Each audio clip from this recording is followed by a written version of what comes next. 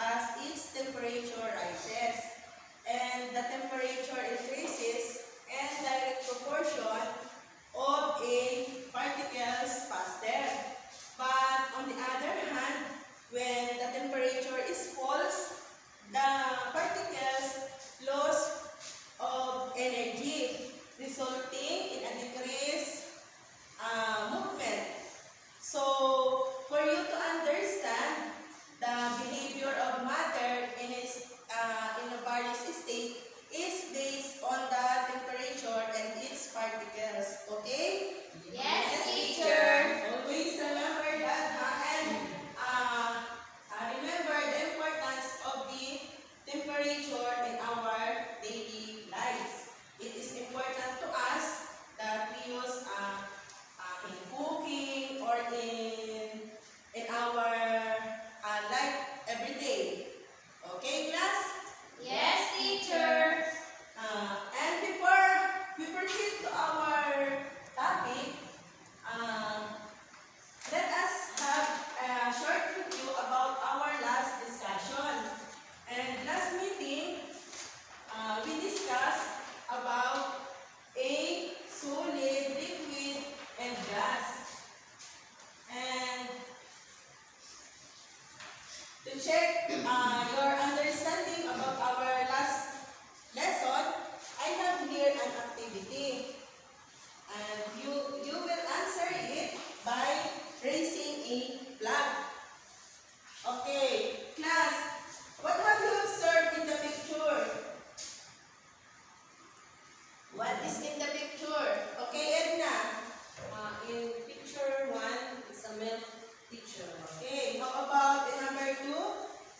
Melody? Teacher, that is a chair, table. Okay, very good. And how about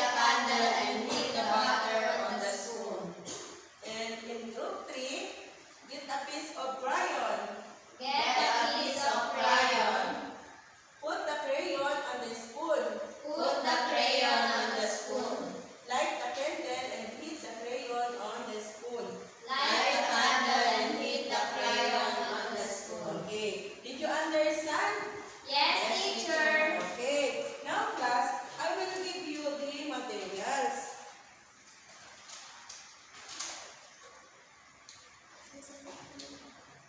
Okay. Here is the spoon.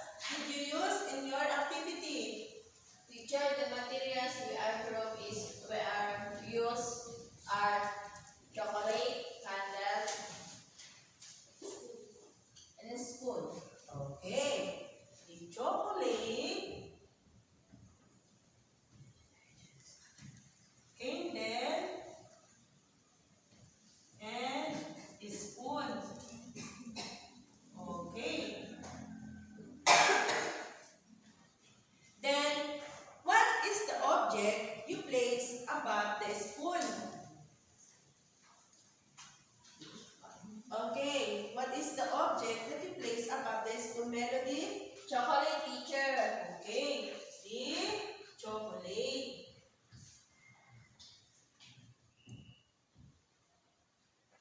Now, how will you identify the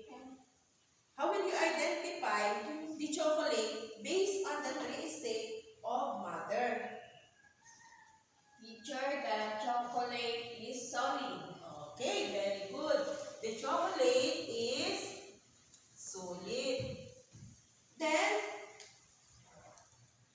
what did you do to the chocolate?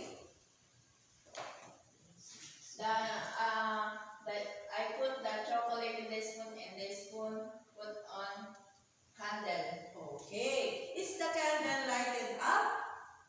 Yes, teacher. Okay, very good. The candle is lighted up. So, when the candle is lighted up, what did you feel? I feel hot, teacher. Okay, you feel hot. Very good. Then, what kind of temperature is involved when you feel hot? Heat, teacher. Okay, very good. Heat.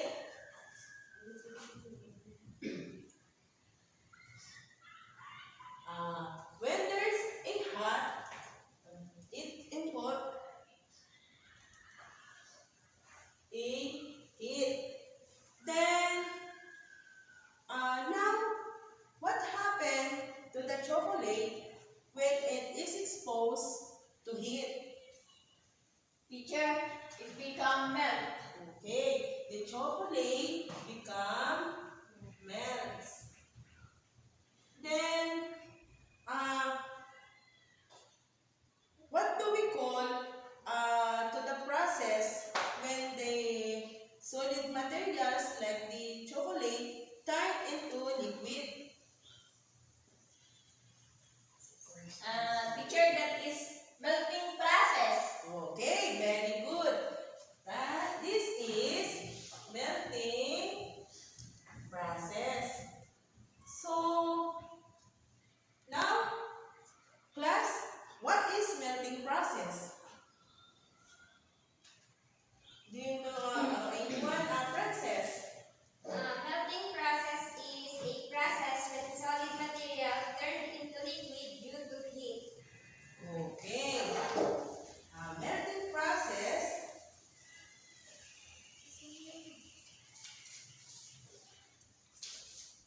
is a process when solid material turns. Okay. Melting process is a process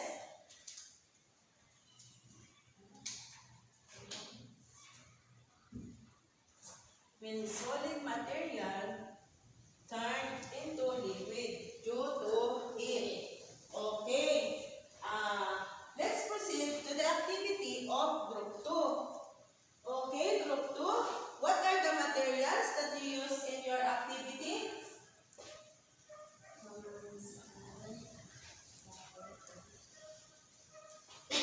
Spoon, candle, and butter, teacher. Okay. Spoon, candle, and butter. Or we use the margarine. And what did you do to the butter? What is the object that you place in the spoon? Butter, teacher. Okay, butter. And how will you identify the butter and base of the three states of matter? The butter is solid. Okay, it is solid also. The butter is solid. Then, what did you do to the butter? I place the butter on the spoon and then I put it over the candle. Okay, is the candle lighted up? Yes, teacher. Okay. Then, when the candle is lighted up, what do you feel? Quite hot picture. Okay. And when the temperature, what kind of temperature is involved when there's a hot heat picture? Okay, very good. Heat. Then, what happened to the changes of the butter? What kind of the changes with the butter? Butter melts and then from solid it turns to liquid. Okay. Then, what do we call when, what do we call to the process when the solid materials like the butter turn into liquid? Melting process. Okay. So, now, what is melting process? Melting process. Again, what is melting process? Melody? Melting process, it is a process when solid materials turn into the liquid due to heat. Okay, very good. The melting process, it is a process when the solid material turn into liquid due to heat. Okay. Let's proceed to the group activity of group 3. Okay, group 3, what are the materials that you use in your activity? Teacher, spoon, candle, and crayon pot. Okay, spoon, candle, and crayon. Okay. Then, what is the object that you place above the spoon? Crayon, teacher. Okay. How will you identify the crayon? The crayon is solid, teacher. Okay. The crayon is solid. Okay. What did you do to the crayon? We place it on the spoon, teacher. Okay. Then, what is the object that you place under the spoon? Candle, teacher. Okay, you put in a candle. Then, did the candle lighted up? Yes, teacher. Okay, the candle is lighted up. Therefore, when the candle is lighted up, what did you feel? It is quite hot, teacher. Okay, it is quite hot. And what kind of temperature is involved when it is hot? Heat, teacher. Okay, very good. Heat. Therefore, what kind of changes that happen with the crayon? It turns from solid to liquid, teacher. Okay. It turns from solid to liquid. Then, what do we call to the process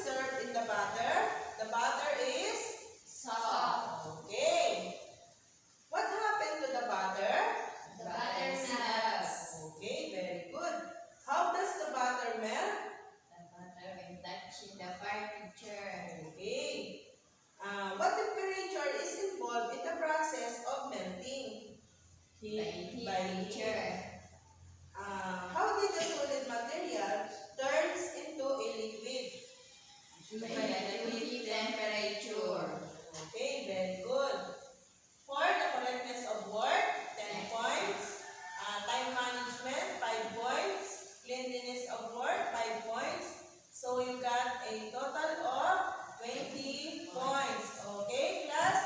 Give 5 clap to group 2. Now let's proceed to the activity of group 3. What have you observed in the crayon? The crayon is hard, teacher. Okay, the crayon is hard. Then what happened to the crayon? The crayon melts. The crayon melt. And how does the crayon melt? By the heat of the candle. Okay, very good.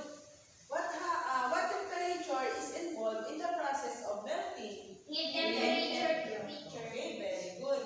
And how did the solid material turns into a liquid? By the heat temperature of the candle, teacher. Okay, very good. So for the correctness of word, you got 10 points. Time management 5 points, and the cleanliness of your word 5 points. So you got a total of 20 points. Okay, class, give 5 clap to group 3. Now, class, did you understand our lesson for today? Yes, teacher. Okay. Again, what is melting process? Princess? Teacher, melting process, it is a process when solid material turned into liquid due to heat. Okay, very good. Can you repeat the answer of Princess Melody? Teacher, the melting process is the process when solid materials turn into liquid due to heat. Okay. And what is the effect of the heat temperature of solid? Teacher, Yes, Princess? the effect of temperature of solid turning into a liquid is described by the process of melting. Okay. The effect of temperature of solid turning into a liquid is described by the process of melting. So, for you to have better understanding, now I have here a game. Do you want a game? Okay. Class, before we proceed to our game, I have here a video for you to have more understanding about the changes of solid into liquid.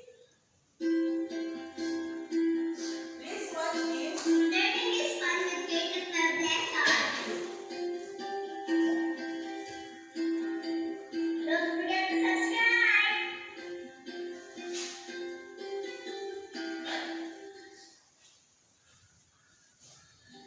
Science 3, Quarter 1, Module 2. Lesson 1.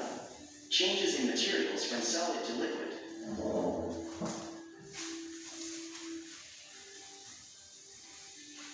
There are changes that take place in materials.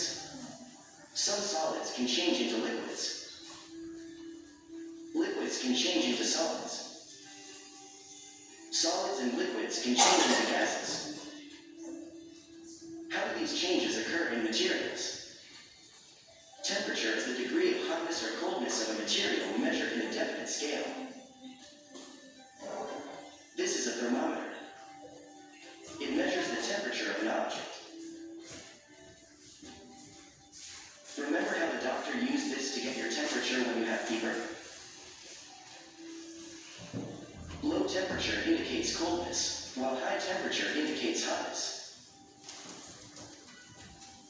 The temperature can increase or decrease. When it is increasing, this process is called heating.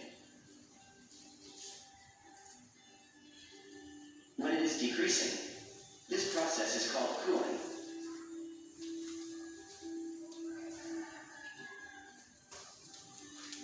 Temperature of a material can be described through the unit degree Celsius. How does solid change into liquid? Study the butter being heated.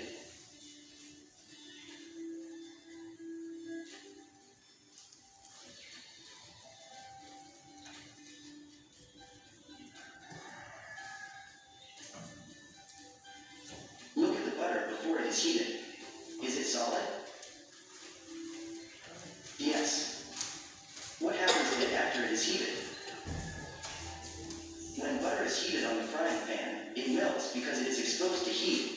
temperature increases. Butter is an example of a solid. When heated, it becomes liquid. There are some solid materials that can be changed into liquids by heating or exposing them to sunlight or warm air. Ice cream, ice cubes, and buttermilk can change into liquids when left in an open place where there is sunlight and warm air. This process is called melting. Write true if the statement is correct and false if the statement is wrong. When ice is cooled, it melts.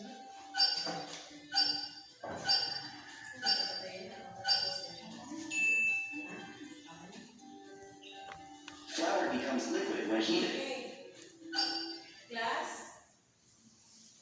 Now class, after you watch a video, can you share your understanding from the video, Princess? Can you share it to your classmate?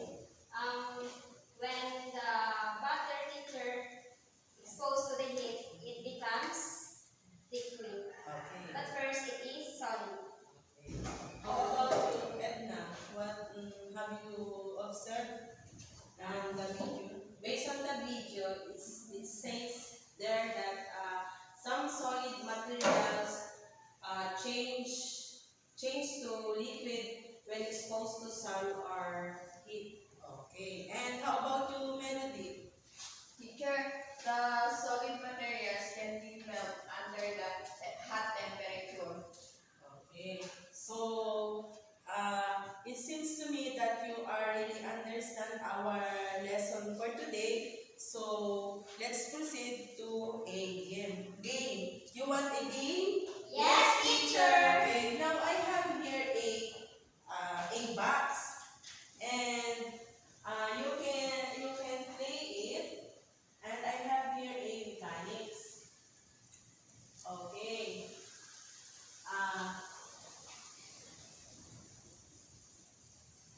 In each side has a designated picture of a solid material. Then you flip the box and you describe how this solid material turns into liquid. Do you understand? Yes, teacher. Please come in front. Then you will play. Who want to play first? Teacher, teacher. Okay, Melody. Come here and play.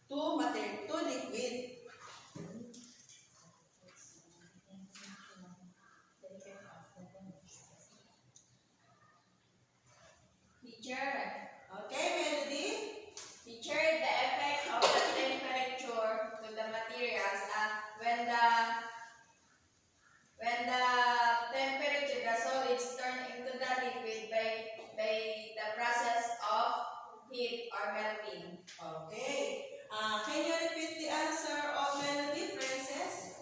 Teacher, the effect of temperature of solid turning into liquid is described by the process of melting. Okay. And now, before we finalize our topic for today, let's go back to your question. And can you read your question, Princess? What would be the effect of the temperature to the materials? Okay. Now, class, based on your experiment and your observation, what could be the effect of the temperature to the materials? Yes, Princess? The effect of temperature of solid turning into liquid is described by the process of melting. Okay, very good. Can you repeat the answer of Princess Edna? The effect of temperature of solid turning into a liquid is described by the process of melting. Okay, very good. And it seems that you are really understand our lesson. Let's proceed to our a short quiz. Let's answer a short quiz. Okay. Now you may start your answering.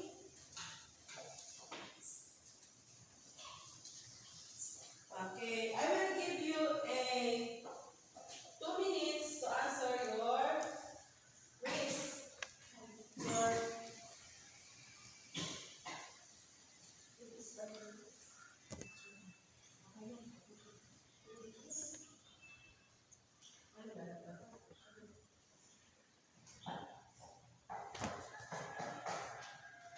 okay, start your answering.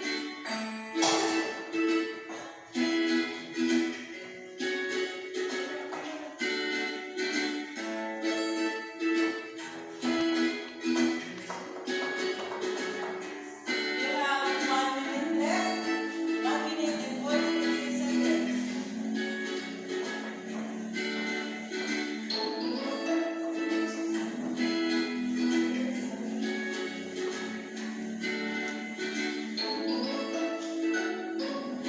Okay?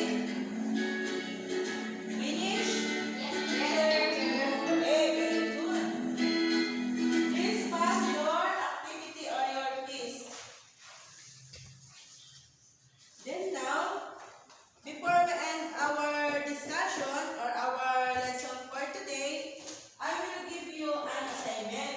Kindly please get your assignment notebook and copy your assignment.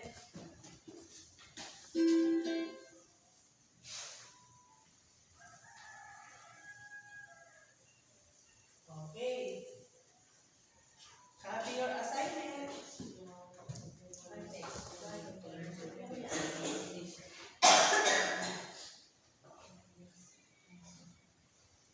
Finish, teacher. Okay. Finish. You will pass your assignment on our next meeting. Okay, class adjourned. Thank you, teacher. Goodbye, class. Goodbye, teacher. Bye po. Okay.